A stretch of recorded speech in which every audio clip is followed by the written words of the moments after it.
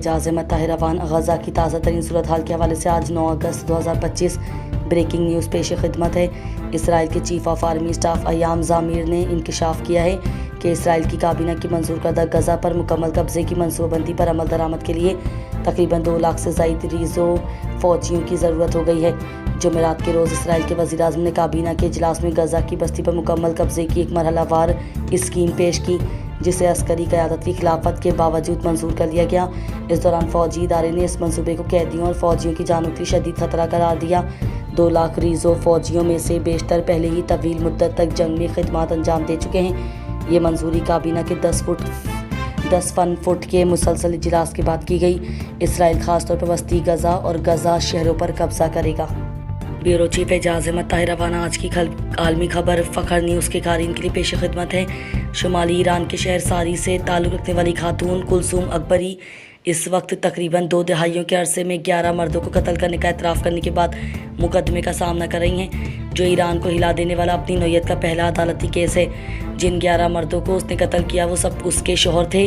उसे सितंबर 2023 में उसकी उम्र रसीदा शौहर की मौत की तस्दीक के बाद गिरफ्तार किया गया। उसके बाद उसने 10 दीगर मर्दों को कत्ल करने का भी एतराफ़ किया।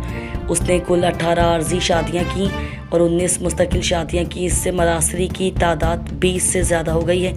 यह इंकशाफ भी सामने आया कि कुलसूम अकबरी ने खुद को ख्याल रखने वाली इस मिसाली बीवी के तौर पर पेश किया, जिसने मालदार बूढ़ों से उनकी माली हैसियत की तस्दीक के बाद शादियां ली और अपने ही शौहर को जहरीली अशिया खिलाने के बाद उनका कत्ल कर दिया।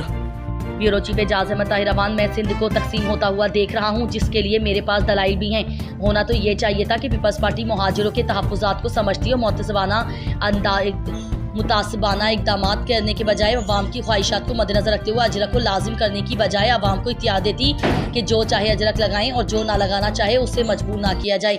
लेकिन मेरे मुतालबात पर संजीदगी से गौर करने के बजाय सोशल मीडिया पर नफरत अंगेज़ धमकी आमेज़ वीडियोस अपलोड करने का सिलसिला शुरू कर दिया गया।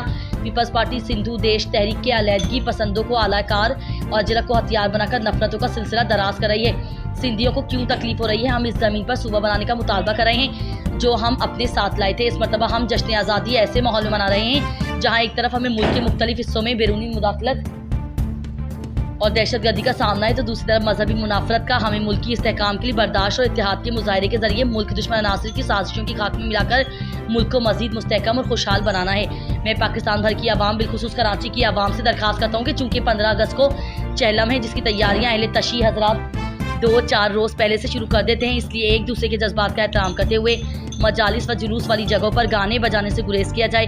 कराची के 106 थानों में से चंद थानों के अलावा तमाम थानों में अंदरूनी सिंध से लाए गए अफराद को SHO लगाया गया है। इन तमाम थानों में गैर मुकामी SHOs की जगह फौरी तौर पर मुकामी अफराद तैनात किए जाएँ।